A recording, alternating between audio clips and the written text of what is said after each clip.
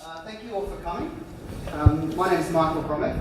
I'm a doctoral candidate in the Faculty of Architecture here and a member of Jumbunna, Indigenous House of Learning.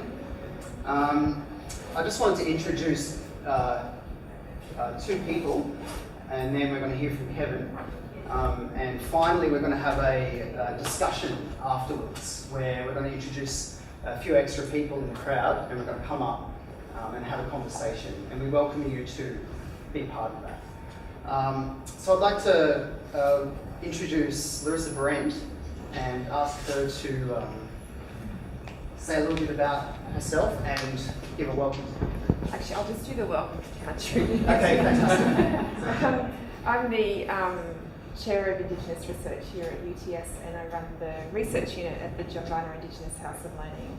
I'm a Yuwalarai Gamilaroi woman, and I'm also a member of the local Metropolitan Aboriginal Local Land Council. So I'm really honoured to be acknowledging that we're on the land of the Gadigal people of the Eora Nation tonight, meeting on their sacred land, and acknowledge that UTS is also on the land of the Guringai people as well, and pay my respects to the elders who have the custodian of that knowledge. I'd just also like to say, on behalf of everyone at Jumbunna, how excited we are to have Kevin here as well. He's a real sort of hero in his area in our community and a real trailblazer, and has been a great mentor to our younger Indigenous aspiring architecture students, especially Danielle and Michael, really great mentor to them. And also like to acknowledge Michael Romick, who we've been talking about how we could raise the profile of Indigenous issues across the university and introduce the university community to some of the people in our community who we think are leaders in their field. And Michael just jumped up immediately with the idea of Kevin to come in and do this lecture, so just want to thank him for organising it as well. Great. Thanks, Christine. So I'd like to introduce Kevin OBrien. He is a Professor of Design at QUT and is a practising architect.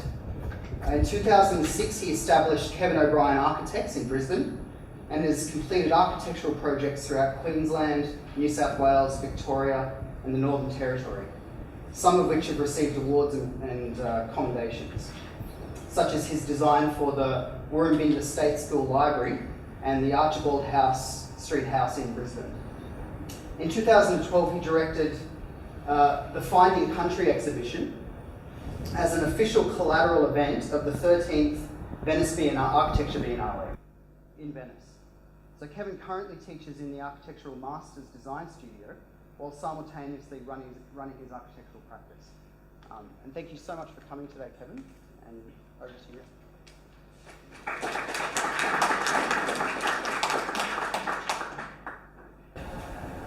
Okay, thanks Michael and Larissa and Jumbunna. My name is Kevin OBrien. I'm a descendant of the Kurrag and Miriam people from the Torres Strait. I'll start by acknowledging Gadigal people and the land that we're on. The talk I'm going to give tonight is titled The Stolen Elevation, and it's possibly topical given what's going on in the last week or two and what's been unveiled in another part of the country. What I'm going to give you is a sense of how I approach architecture, and it's not necessarily how you might think it is. The work I do starts in country, and it starts with an understanding of where you are. And I bring that to all of our projects, irrespective of it being an Aboriginal client or a non-Aboriginal client. So the first matter for me is construction. Now the reason it's that is because I was taught at the University of Queensland, and it's a school predominantly of phenomenologists. Peter O'Gorman, who passed away in 2002, was particularly a close mentor and leader for me. I helped build his house over at Stradbroke Island for himself and Britt Andreasen upon graduation, and that was the moment I thought I had an interest in architecture. Before that I wasn't. So the way into understanding this house, this is the Archibald Street House, which we've completed stage 1 and I'm still trying to swing hammers to get stage 2 done, is that it's a matter of 2 meters the thermal mass, and it's wrapped with a timber sunscreen. Now the thing about it is that this is a jam detail, so the concrete is on the right, the masonry is on the right, the timber is on the left. there's two readings of this. One's just purely technical, and it's the way, again, Peter O'Gorman would have instructed me, and it's around making sure the thing performs. So the thermal mass is protected by the sunscreen, but also 3 layers of insulation. So one of them here is a bulk insulation, then there's effectively a cardboard box which is a radiant barrier, and then there's another radiant barrier that sits in here behind the spotted gum. So what the first radiant barrier does is knocks out 95%, reflects 95% of the heat. The second radiant barrier reflects 95% of 5%. So I'm sort of getting down to about 1% heat coming through, and that's about as good as you'll get it in Queensland. The wool insulation here is specifically to deal with those 2 days of winter we have in Brisbane, where it might get into the single digits, but it keeps the heat in. But the thing about this section is that was the first thing I drew in order to design the rest of the house. So the house itself is about a number of things, and there are signs and semiotics involved in it, but it's not the principal driving factor of this, and that's sort of the theme of this tonight. The other thing within this is that it's the air, the element of air, that is driving this entire piece of work. So myself and Concrete have built this house with some friends who were underpaid, and this is the resolution of this detail. So we get the beginning of the concrete core-filled wall, the LVLs, a little G. James track, and then a timber batten on the outside. Now, if it's not timber or concrete, it becomes a matter of light, and the light's then articulated through either emptiness, there's a void, or through Dampalon, which is this polycarbonate product from Israel. In the final, the same corner in the final kind of completion of stage 1, for me it just becomes a matter of what's black and what's white. Now, the thing about that is my wife is Irish and comes from a history of masonry building, and clearly I'm Indigenous with a history of light frame timber building. My 2 daughters are sitting on the fence a bit at the moment. But the reality is that there's a lot of symbolism, I guess, read into the choice of the materials. But the reality is it's just in the traditions of where we're both from. This same detail is brought up in a section. This is the roof and the wall coming down. So in this cavity, which is about 150 mil thick, it also manages the way these Dampalon screens slide up and down. So that Dampalon screen has a U value approaching double glazing, but not quite. Again, in Queensland, this is quite a good result. The thing is, I've also taken away overhangs. They're not required because of this overloading with the insulation technique. So what happens is you get these tight wrapped corners, and obviously the principle in this is that the way I'm dealing with the heat in this building is to keep it out, but use air, not necessarily conductive barriers to deal with that, but radiant barriers. So what happens is all of the air gaps have to be tight and sealed, so everything starts to fail if you don't manage the air gap. It's like in an esky. What also happens then is I guess the articulation of the 2 materials. So the timber cladding, which is all spotted gum, is from a local plantation forest. The LVLs become the express structure. That's the thing stuck straight on and cantilevered down from the concrete above. And then there's a little pin joint at the bottom. But that's it. It's incredibly simple, and I think incredibly stripped back. This is just an example of the radiant barrier build-up. So behind the spotted gum, you have a 6 mil spacer. Then you have the first radiant sheet, and it's like a thick bit of alfoil. And that thing, if you had that as a cloak, does a lot of work. So that some of the ideas within the way this whole skin works is that it's like a possum coat, like a genuine possum coat, one that uses the airspace between the bristles to actually insulate the animal itself. So it's not trying to look like a possum coat, it's actually performing like one. So what happens then is you get the nice little details that we all kind of stress over as architects about how to manage the head from these panels. Now some of them, like I said, slide up into the cavity, and then the idea is to get this flush moment. So when they're up, the whole thing's open into the garden. So these are the tests. So I built some prototypes on site and off as we were building it. That's it up. So the thing, I think I invented two things on this, or maybe three. One was the installation technique in terms of the three layers and how they perform. The second was these sliding damper on screens. And then the third is actually in this angle at the bottom. Now this, to me, had to resolve 4 different moments. So this is a little detail through the foot of it. So one was the topping slab, giving it something to finish against. One was the vertical render that had to come up and use it as a stopping bead. In the other direction, it becomes a pin joint, the LVL to fix to. And then on top, it becomes the line that manages the timber threshold to the concrete.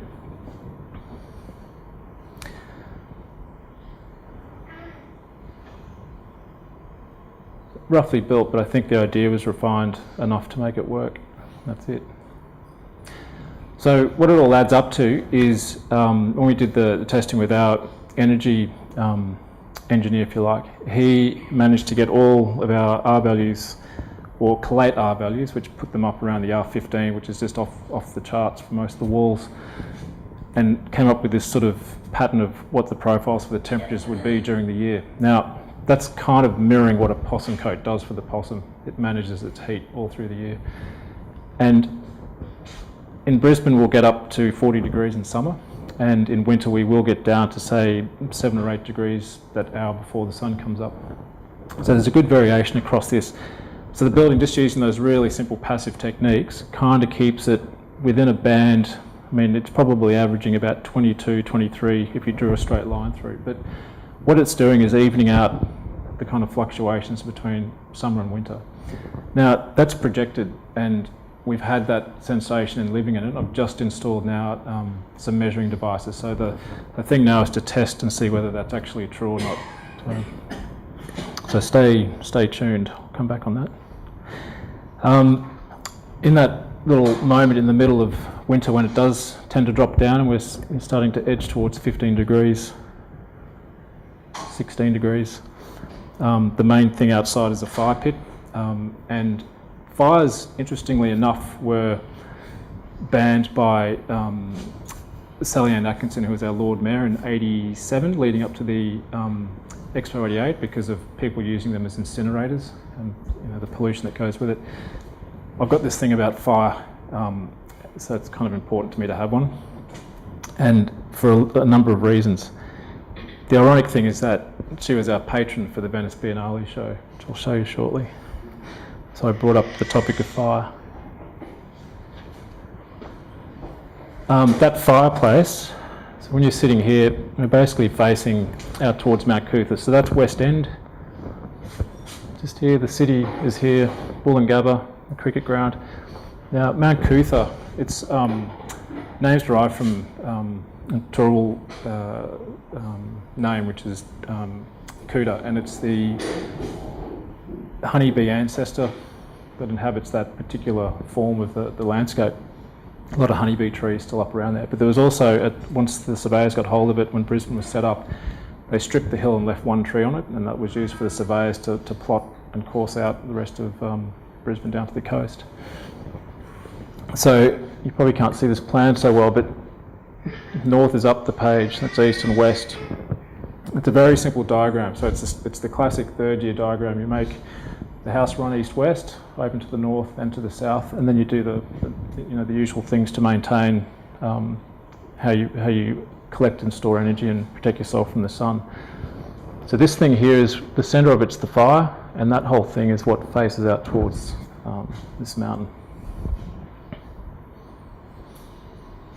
So the second hole that's in this is the void that wraps up through the middle. So the most important thing for me is the centre of this house, and it's an emptiness.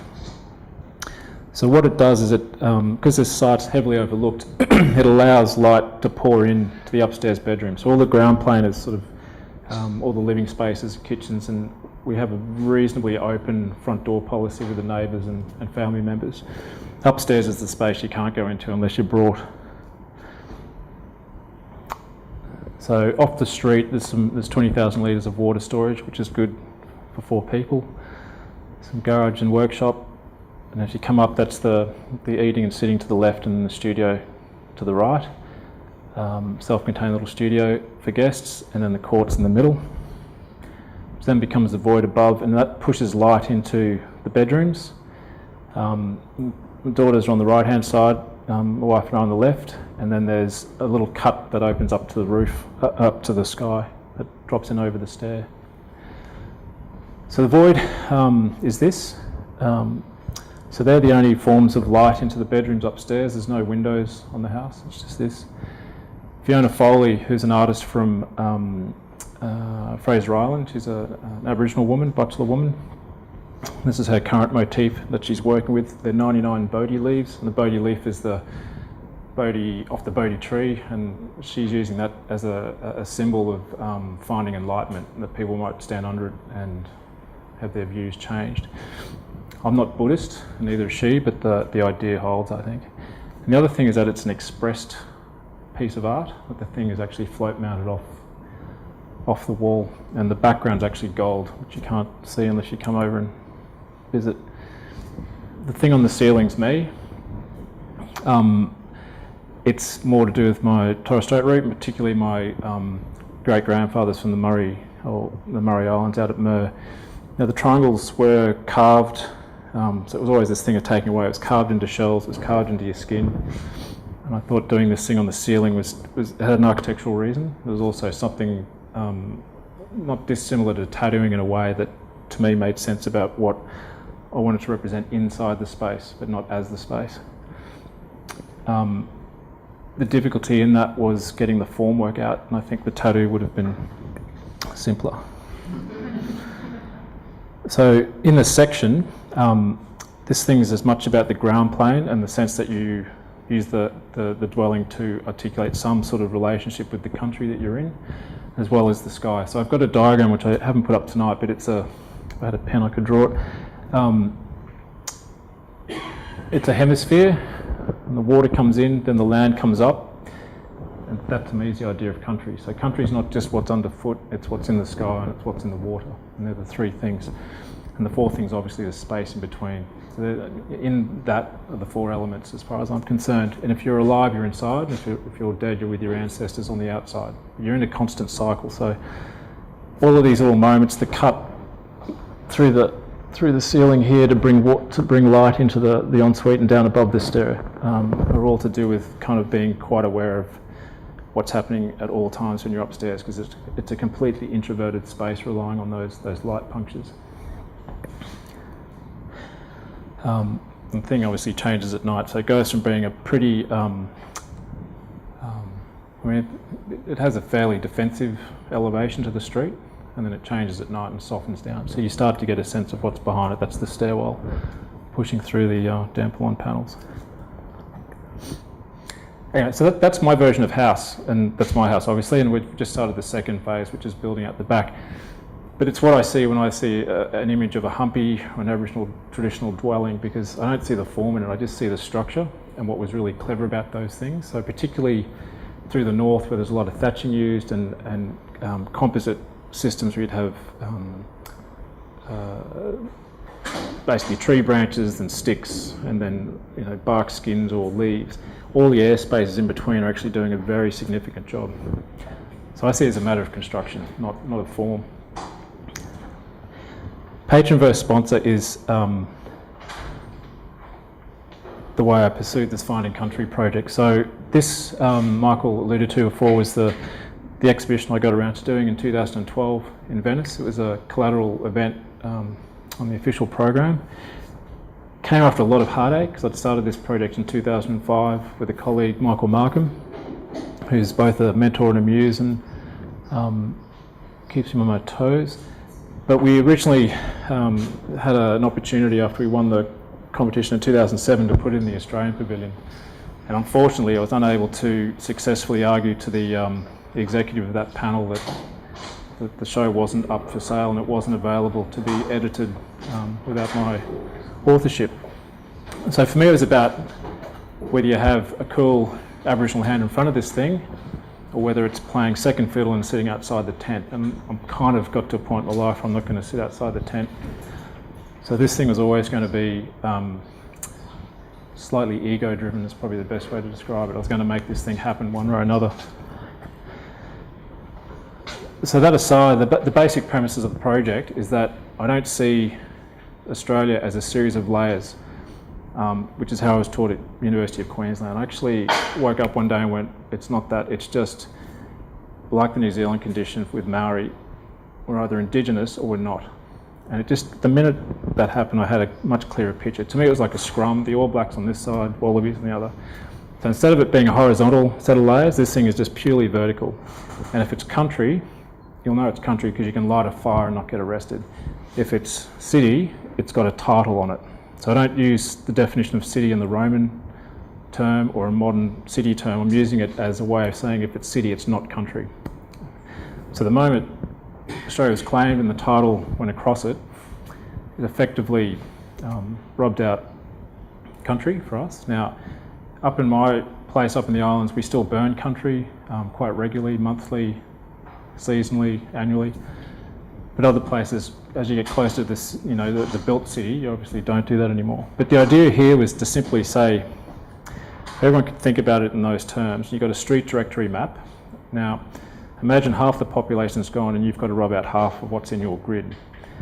So it presents two things. You've got to get a sense of what is relevant in the city and what's relevant in terms of country, because you can't just force country and say it's a garden, or it's a public space. It's actually in the same way that a sculptor empties out a piece of stone, you make something by the subtraction. So what was beautiful about this is that we had 50 originally. I think we got down to 44. Everyone sent their drawings in. We collated it, myself and a team, then worked through an idea of what the graphic was that it had to go through to pull this thing together. At that time I was fascinated with X-rays and the imagery within it, so we used that technique and that aesthetic to kind of pull out what these things were.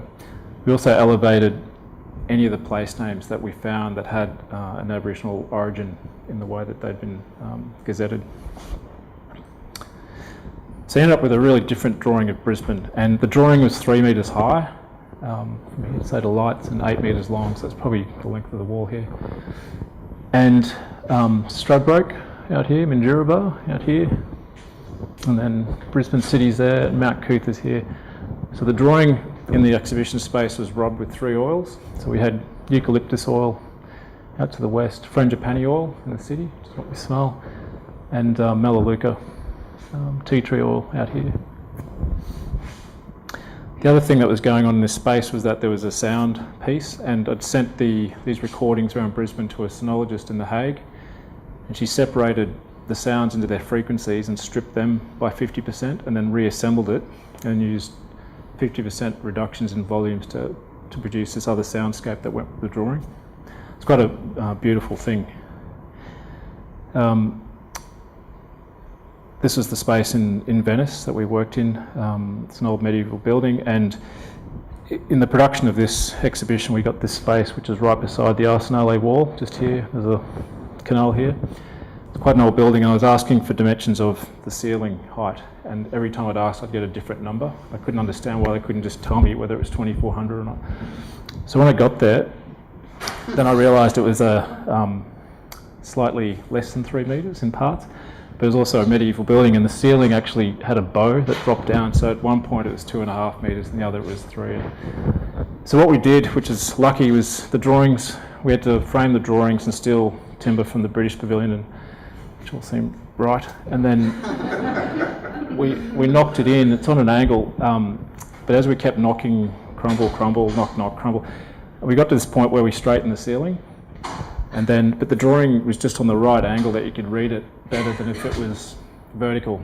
So in that way, it was just one of those happy accidents. And even the angle within the room sort of, luckily worked, because it could have been a disaster. But apparently that's the stress of working in Venice. The other thing that went with this were 2 other things. I always do primers with projects, whether they're architectural or exhibition things. And for this, it was a series of photographs that were just myself and some students projecting images of traditional occupation or onto buildings in Brisbane. The one that I've been fascinated with ever since, and ended up in an exhibition in the Irish Museum of Modern Art recently, was this. And it's just this idea that in the Queenslanders, you probably hear about it down here, that everyone romanticises them and they're the thing, anyway, whatever. But the timber that's in them, a lot of the first growth timbers from that area also had people buried in them. And I've always been fascinated with this idea that if the carpenter's hand's in the making of the structure, then there's Aboriginal people literally in the structure. And some of these places, those things are irreconcilable. They just exist in this sort of, in what I think is the tension, and that's it. But it's symmetrical in that way. At the end of the exhibition, there was just a wall that people could leave their thoughts and whatever on.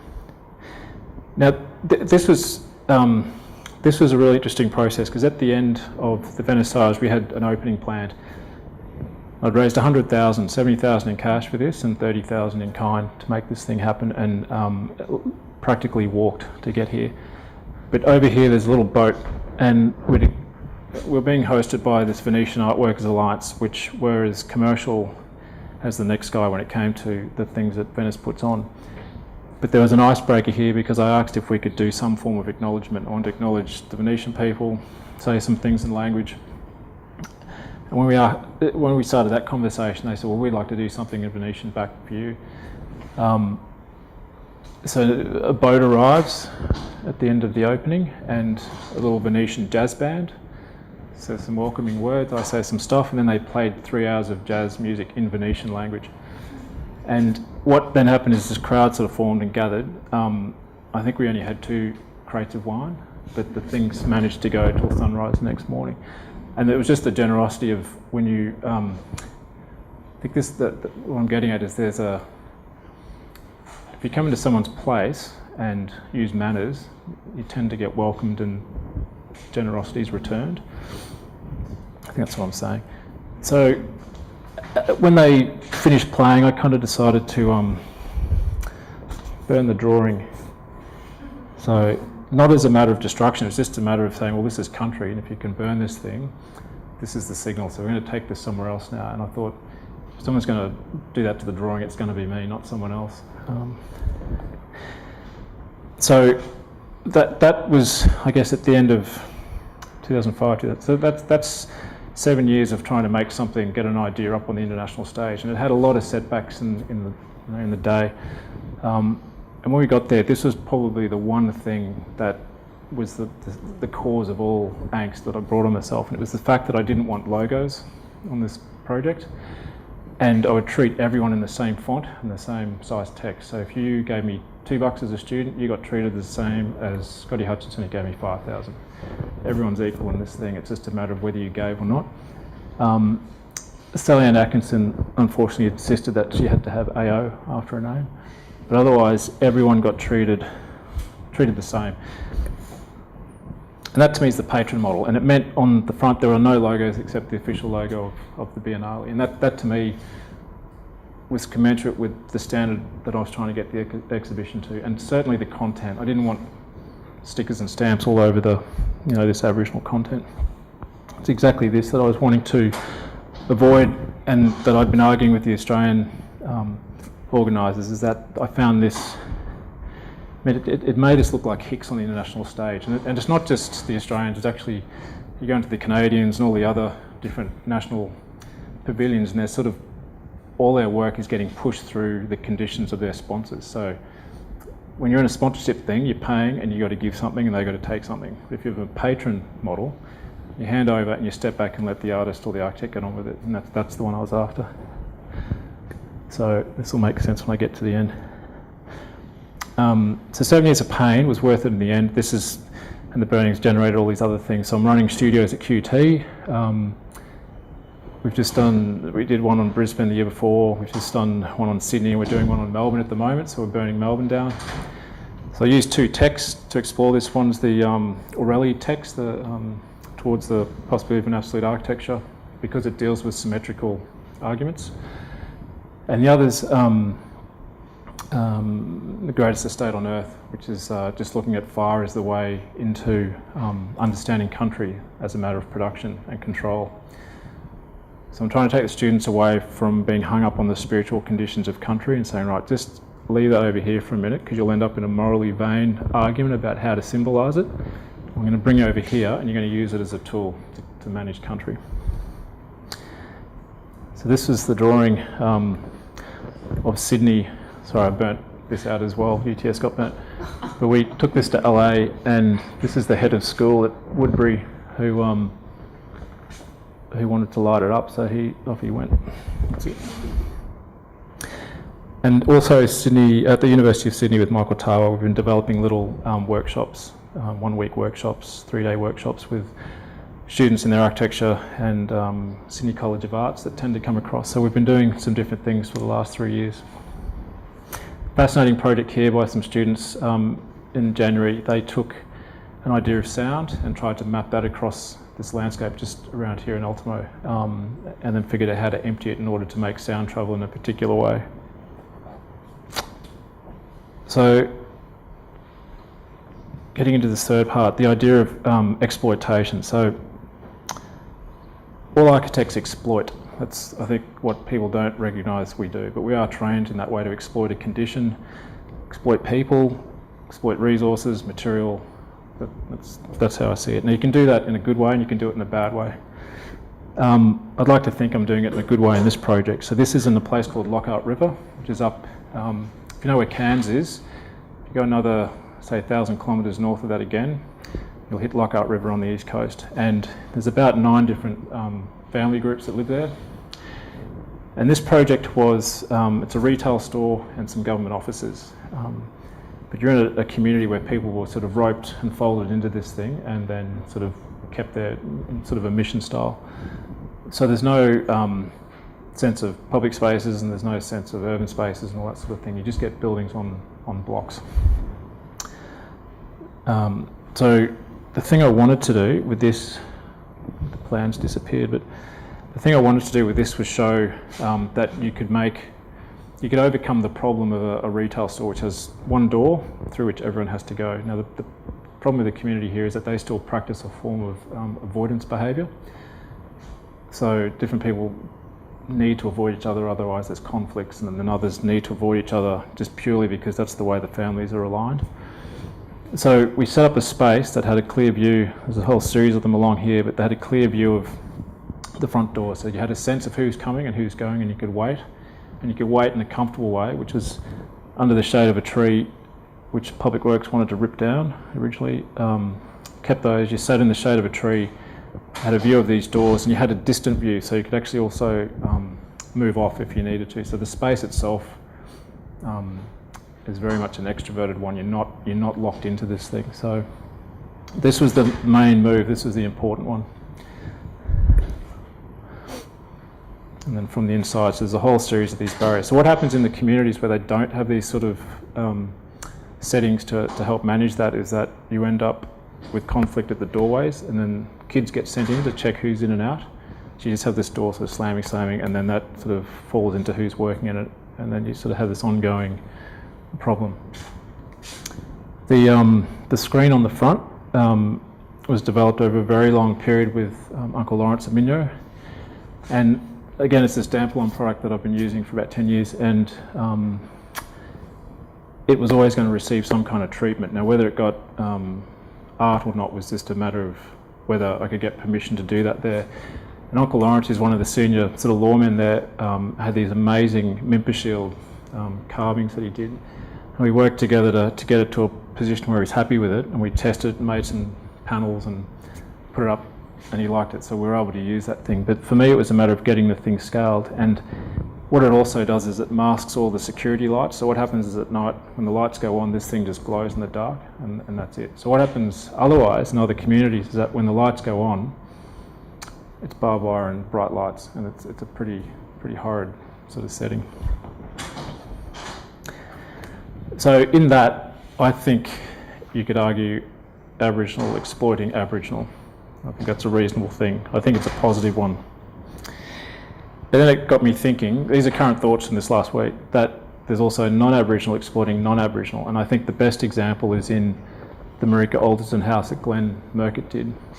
And I've got his permission to put this up, but the argument for me is that in order to make that house, and it's this beautifully resolved technical house, responds to the climate, the conditions, and the material he's using as usual, that he brought BHP and he exploited their need to kind of contribute, sponsor, fund this thing, and also get what they needed to out of it.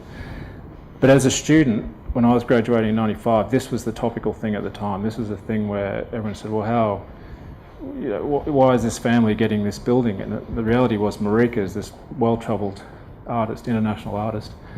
And the thing that went off in my head was that, yes, Aboriginal people are entitled to excellent forms of architecture, full stop. So that brings me to the next one, which is Aboriginal exploiting non-Aboriginal. And the reason I say this is because this is the Brambuck Cultural Centre by Greg Burgess. Also, just before I finished, and it was the other end of the spectrum, but an incredibly beautiful building as well. He's never come out and said this is what Aboriginal architecture is. In fact, this is the style and the manner in which he's always worked. It's something probably closer to the Steiner ideas. In this right up here, they were mentioning it was to do with Frank Lloyd Wright and Bruce Goff, but I think it's more Steiner and probably Poncho Geddes in Africa. But a lot of Aboriginal people have jumped on, including some Aboriginal architects, and said, no, this is what Aboriginal architecture looks like, because that's the form of the humpy, or that's the form of the stone dwellings in Victoria. And I find that, in terms of where I'm coming from and the way I was trained, to be at the other end of the spectrum from what I'm interested in, or willing to accept. But then we've got this, and it's a good thing because it's opened up a really interesting conversation that needs to happen. I see this as non-Aboriginal exploiting an Aboriginal thing. So there's a reason for the face on there, and the architects have argued it's to raise awareness of Barak, and I think you can't argue. But the problem, I guess, for the Australian Pavilion each year has been always that that's the thing that lands on whoever's directing it. So that's the baggage you get. You turn up and go, well, I didn't see that coming, and then you've got to work through it, and it becomes very tricky because everyone wants their piece of it. Was my experience. Any other questions?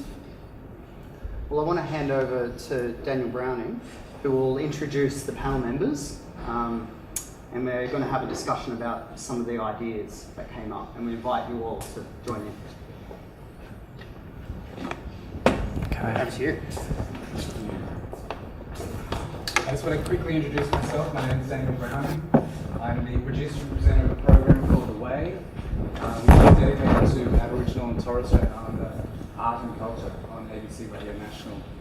And I'm passionate about these kinds of issues, cultural issues, and how Aboriginality is reflected in the built environment, and hence why I'm so drawn to Kevin's architecture and to architecture as a whole and to what it can do in terms of representing Aboriginality. So I want to introduce our panel. We've got some esteemed people here tonight. First of all, Dylan Kumbameri. He's designed several major works, and he's assisted Indigenous communities to realise their aspirations within the built environment. That's a big thing. And he founded Merrimah Design, where he was later joined by Kevin OBrien. Please welcome Dylan Kumbameri.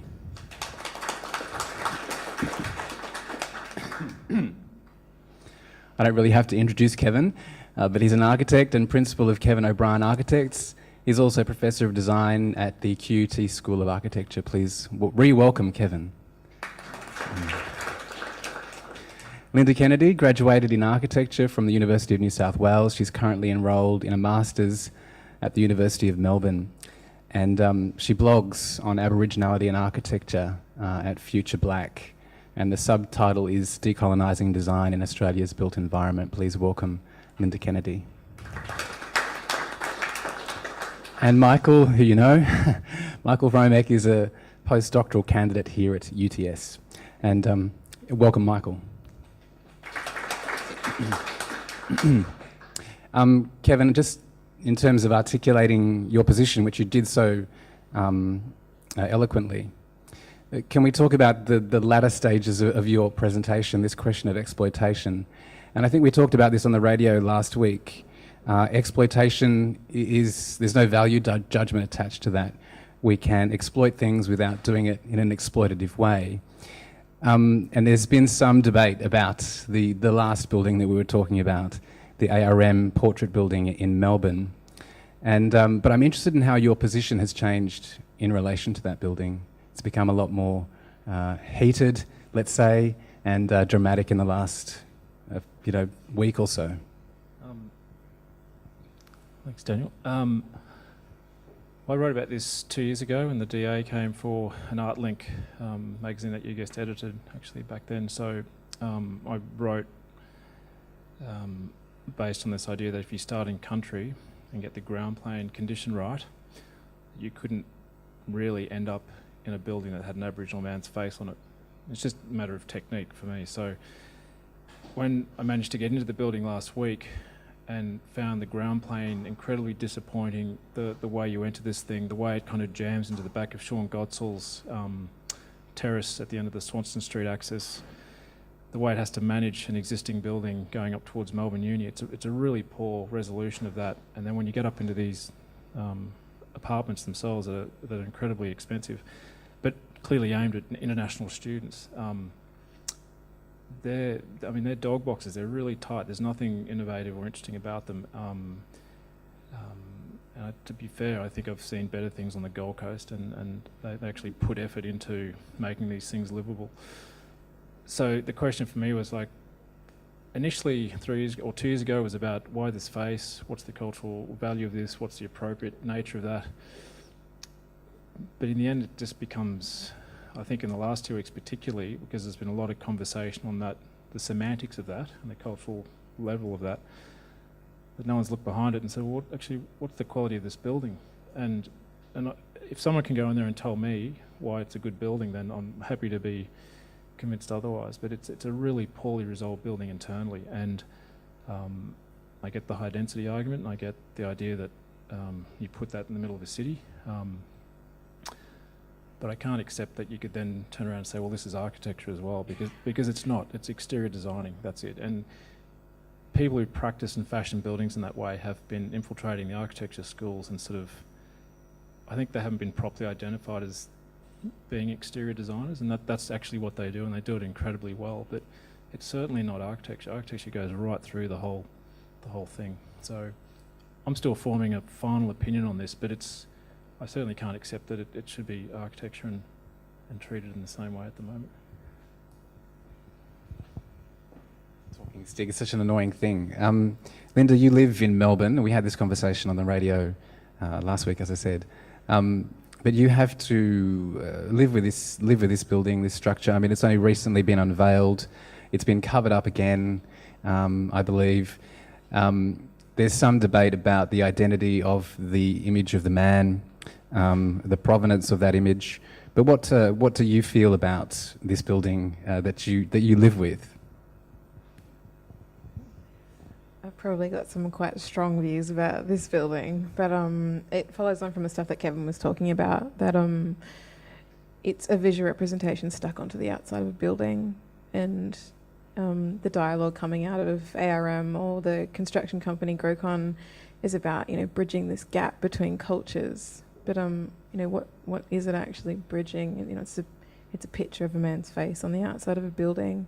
So I think it comes back to something that Kevin said in the interview as well on the radio, that it's not doing what it's saying that it's doing, and identifying this building as something that's somehow closing a cultural gap, whether I don't even know what gap that might be. Is it architecture, or is it about a presence within the city?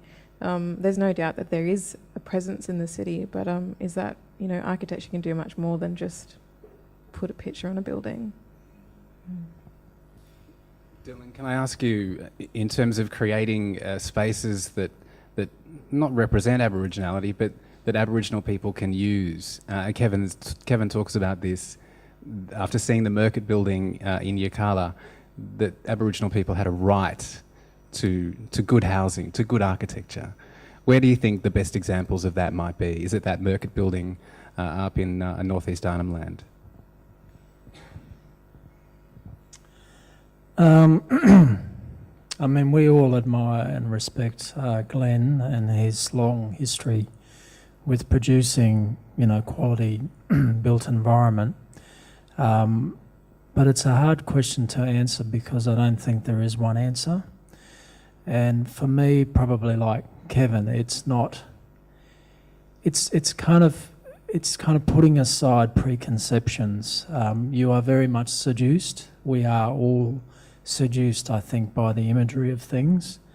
And I think if we have the maturity, and this is as a nation actually, if we have the maturity to put aside the preconceptions and get behind, exactly like what Kev's saying, get behind the face of things, then you can find true beauty and honesty everywhere.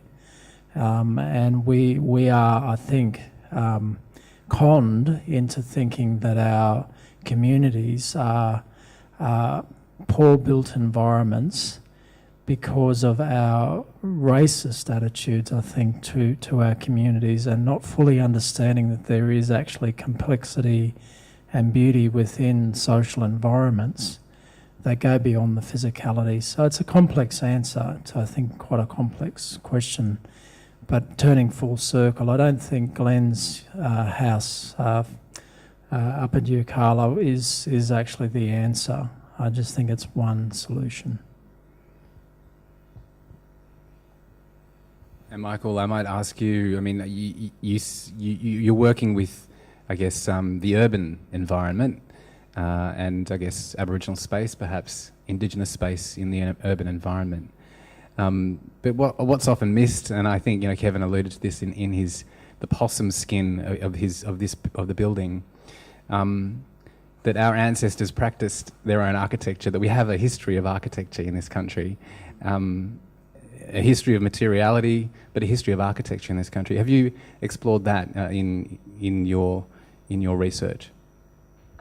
Yeah, I suppose for me, a lot of my work, so I'm looking at the idea of community and the idea of inner city Indigenous communities. So I'm looking closely at Redfern and the idea of the block and what's happening to the block, etc. So I suppose one of the things that happens to me when I say, oh yeah, I'm doing a PhD in architecture. Oh yeah, what's it about? Oh, it's about Indigenous architecture, etc. Oh, that's interesting. I didn't know Indigenous people built architecture. So I guess part of the theme of decolonisation might be that, or decolonisation of architecture and design, is that we potentially have to advocate that, no, this is actually not correct. We did build, and I suppose point to those examples. But I think it's still quite in an early phase. I'm having very good-willed and intelligent people coming up and asking me these questions. And I don't think they're dumb, it's just they're misinformed. And I don't know. And Linda, something you mentioned, certainly it's apparent on your blog, Future Black. You talk about how do we, I don't want to use the word incorporate, but I'm going to use the word incorporate. How do we incorporate Indigenous ways of knowing, I guess, the way we live, the way our communities exist? How do we incorporate those into design principles? Can you think of a really compelling example of how we design, an Aboriginal building? And I know we talk about specificity in relation to communities, because the communities are diverse. There are communities all over the country. But what's a design principle that might manifest there? I think one kind of fundamental thing for me is the way that we actually think about using space for people, and not just designing something that kind of looks pretty or what it's made of and how it's constructed, but actually how people use it, and coming out to some kind of principles, again, specifically for whatever community you're in, but particularly with kinship and how we use space for people, like the nuclear household is kind of a good example. Like, how do we break that down and take values from what we find strength in within family units, and use the way we might want to interact with people in the way that we plan space. So how we have our communal areas, it came through a lot in Kevin's projects, are really good examples, if that helps. Yeah. Dylan, can you think of an example? What's a good design element that pays respect to the architecture that was practiced by our ancestors all over the continent and in the Torres Strait? Was there something that still works? There are still things that work, structures that work. I think I have to go to one of my favourite places in the world, which is Manduraba, which Kev's currently working there. And it's a place, it's a sitting place. And it's where you feel in repose. And I think for me that is what good architecture is about, is where you can actually feel truly at peace. And I think that that's a universal concept, but it's certainly something that is quite strong in my experience with Aboriginal community, is how do you sit comfortably within a place? And for me, that's looking at the water, because I'm saltwater Murray. I grew up on Stradbroke Island, so the water for me is my absolute kind of repose, place of rest. And it could be under a tree, it could be without very little shelter at all. And I've resisted, I suppose, through my practice, but even in this very short dialogue of getting caught into the broader architectural debate, because for me it's not actually about that. I think we've got a lot of work to do as a profession to really unpack that. And I think we need to start that with when we give out our awards, and that gets perpetuated through the next awards session. It's all about the glamour and the sort of physicality of things. So yeah, for me the design principle, if there was one, is how do you find peace within sitting? I think there might be some questions from the audience. Any questions? Come on, don't be shy. There's one just here. Yeah. Just reflecting on a talk that actually happened a couple of weeks ago, a member of JASMAC came over from New Zealand and was talking about Māori representation, quite literally representation in the majority of projects within their work. And at the time he was talking about this singular Indigenous group, and you touched on it slightly here, but I'm just wondering how does the recognition of individual expressions of Aboriginality register at the same time as maintaining a coherent conversation and conveying attractive more widely?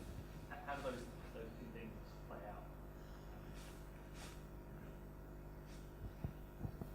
I think the significant difference between here and New Zealand, as a Māori, you have one thing, one people. I think 8 boats, but one family. But the thing with Australia is that we had over 300 different nations and different languages, different customs, different things, different politics, different everything.